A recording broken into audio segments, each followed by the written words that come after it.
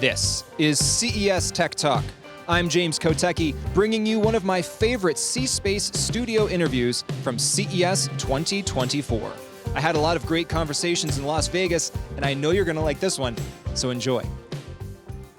Again, we are live, we are back, and it is time to get all on here at the C-Space studio. I am James Kotecki. We are at CES 2024. This year we're sponsored by Integral Ad Science, and I'm really excited to dive into conversations with media, marketing, branding, and advertising leaders. And I'm super excited about our very first guest, returning champion, I would say, Gayle Troberman, CMO, iHeartMedia. Welcome back. Awesome. Great to be back. CES OGs. Exactly. Yeah. Let's start once again by just kind of defining where iHeartMedia stands right now. How do you define your brand? How do you explain iHeartMedia to people who maybe have heard of it but don't exactly know the full scope?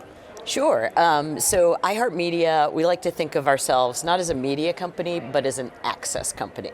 And what that means is we give brands access to every audience in America because we reach 9 out of 10 Americans across broadcast radio, the biggest podcasting network in the world, massive array of live events, a huge social and video footprint, and all the data that comes with having that mass reach audience. So we can find pretty much any audience and give a brand access to them across all our platforms. And so is it fair to say there's a preponderance or kind of a leaning toward audio, but of course now every media company is doing kind of various media things. So you mentioned social, you mentioned video as big components as well. Sure. But at iHeart, everything starts with audio because we really do believe audio is on fire right now. Broadcast radio has maintained reach through the internet era and the digital age and the social age. Yeah. Audio has continued to be a mass reach medium while we've seen things like print massively decline. TV, linear TV has seen massive declines, but audio has been holding reach and growing with podcasting. Let's talk about broadcast radio for a second, because I believe you mentioned this last time that we were chatting. I'm sure I did. When you say broadcast radio is maintaining or growing, are you saying literally it's people tuning in on a dial like in a car on an old-fashioned radio, or are you saying it's that content but it's spread over maybe more modern appliances? No, it's a great question. It's both. Broadcast radio signals out into the real world. People driving, particularly usage in car is huge, but we're also seeing incredible gains in digital listening to broadcast radio stations. So you might get in your car and turn on Kiss FM when you're driving live off the broadcast signal. You might also ask Alexa to play Kiss FM because it's your favorite station. You might listen to it on your phone at the gym. And so we distribute all of our stations and our content pretty much anywhere you can access audio to make it as easy for listeners as possible. And getting back to that word access, let's talk more about how you're giving brands this kind of access. So what kind of advertising or kind of brand outreach trends or ideas are you excited about? Are you seeing? Are you implementing?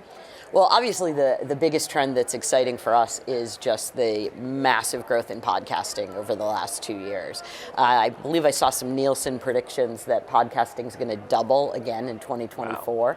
So it is the next mass reach medium. And not only just reach, but what's exciting about podcasting is it's got incredibly high engagement and attention. You know, there's this whole theater of the mind idea that because you're not seeing all the imagery, you're filling in the pictures. So if I'm like, hey, what'd you have for breakfast this morning? Right? I could show you a breakfast. Right. It's probably wrong. But I'm imagining. But if I ask you what you had for breakfast, was it horrible because you're here at a conference? Was it a bad buffet? Was it unhealthy? I can now take you on a journey anywhere I want to go and sell you a message, and your neurons are firing. Your brain is filling in the imagery. Wow. So audio continues to be this incredibly high attention, high engagement medium when attention is at a real scarcity these days. I'm going to have to start calling myself an actor in the theater of the mind. As the host I like of, that. I like that. Yeah, there's a performance art piece in your future. I appreciate that. Let's talk about how AI plays into this. So we're moving toward a world where now, I don't know. We can get through this without that word. Exactly. But I don't know. I don't think you can get through 2 steps here at CES without I seeing that know. word. So we're talking about a world where there's either more podcasts or more people listening to podcasts or more hours listened to podcasts or maybe all of the above. This very intimate setting where you can have this intimate relationship with the audience. And now we add in AI on various levels, on the analytics, but certainly now increasingly on the content side of things. Where do you see that playing? That's a very open question, I suppose, but we can dive into it. Of course. So 2 thoughts there. One, obviously AI is going to be transformative for our business like most. The ability, audio is already a tenth the cost, probably about the tenth the time in production of video. So AI only speeds that up and makes it even more efficient. So the beauty as a marketer of audio advertising is you can version infinitely. How do you sound when you're trying to sell to me in a country format, a hip hop format, a pop format, a K-pop format, an alt, and on and on. So the ability to version more and more efficiently and be relevant, not just for where you're showing up, but that moment. Am I in a pop station at 10 a.m. or 10 p.m., right? Is it a weekend or a weeknight, right? So how's the weather out? Like the ability to actually adapt messages dynamically and on the fly, increase the efficiency of production for brands, and then all of the innovation we can do on the targeting, insights, and programmatic side of the business with advances in AI, big areas of focus and investment for us. And does that have a lot to do with ingesting the podcast content and kind of figuring out what that content is and where ads should even go? Exactly. For example, we have one of the best brand safety tools available, built on AI functionality with our partner Sounder, and we can get to the episode level. So instead of saying, you know what, here's a massive hit show, but occasionally they might go into a territory that you don't want to be associated with. Instead of ruling out a massive popular show with high engagement and huge audiences, we can now actually enable brand safety at the episode level. Right? So we can see what were they talking about, was that a topic a brand wants to avoid, and now you can buy, you might want to buy that show when they're talking about pop culture, but not when they're talking about politics, for example. And is there an element to this where marketers need to kind of fundamentally rethink anything as we head into 2024? Maybe because of AI, maybe because of the scale. Is there a fundamental shift that you think needs to happen? Well, yeah, I love that question because this is probably my topic for CES, and it's one we've been talking a lot with our clients about. We recently did a study with Malcolm Gladwell and the team at Pushkin on the new American consumer. And the premise was, or the hypothesis was, we've never had more data in the history of marketing, right? We can justify anything now with data. And so I would argue, and Malcolm and I were talking about this and we landed on this research initiative, because we have so much data, we are now more biased than we have ever been in the history of marketing. And what I mean by that, and we see it a lot at iHeart, is, iHeart is, right now we are live on air on 860 plus radio stations in markets in America.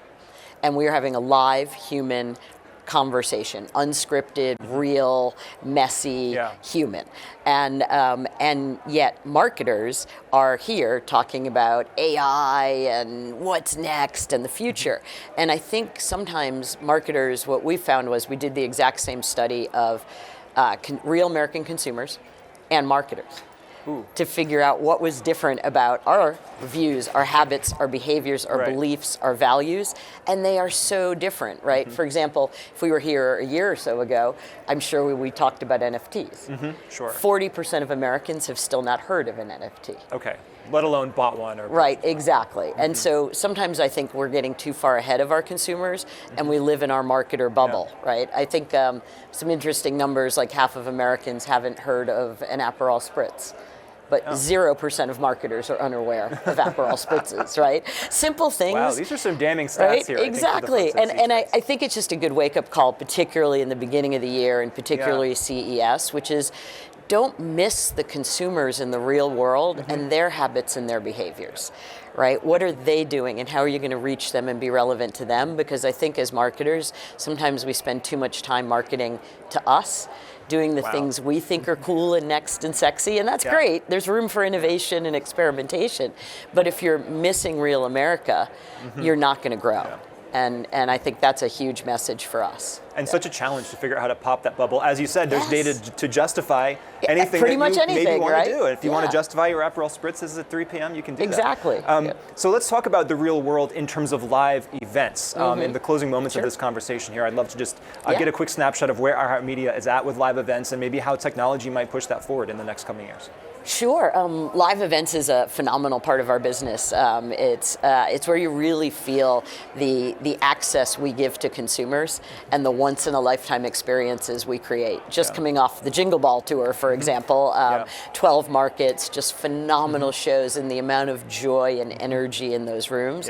AI is obviously making production advances for us there, but what we love about the live events is it's a chance to bring our brand to life and connect artists, brands, and fans in new ways. This year we had a big breakthrough at the iHeartMedia Music Festival, where I think was probably one of the best examples of how the brands, the artists, and the fans can participate together. We created an entire house of music outside the T-Mobile Arena here, and artists had their own spaces that they curated, and so did brands, and they were all interactive experiences connected on your phones. You accrued points and merch, and you got to win as you went through the Kelly Clarkson experience and the Lenny Kravitz experience and the Fall Out Boy experience.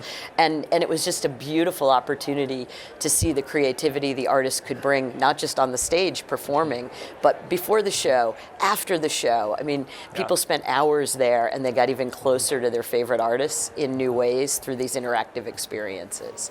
So we do about 10,000 events a year, about 20 real big concerts, and they're just going to get better and better. Well, thank you so much for interacting with us in real life once again and bringing us closer to the future. Gayle Troberman, iHeartMedia. Thank you so much for joining us today. Oh, thanks for having me.